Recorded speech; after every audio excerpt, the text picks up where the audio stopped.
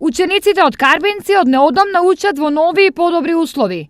Општината после долго време реконструираше неколку училишни згради во повеќе населени места.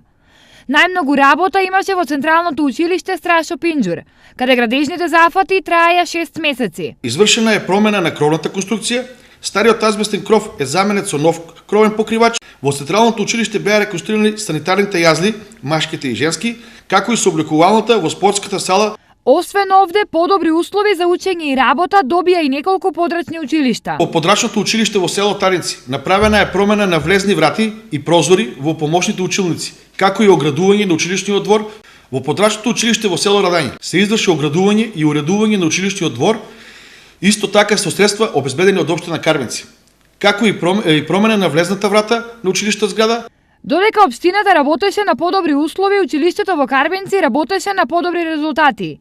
Оваа година тие беа дел од проект за меѓуетнички интеграции. Ја има и работа во склоп на Асоциацијата на средноевропски училишта. Имаше заеднички активности со училиште од Народна република Бугарија и од овие активности училиштето наставникот со учениците има активности, односно посета на Виена во Австрија, посета на Букуреш во Романија и заеднички активности со училиштето во Софија во Народна република Бугарија.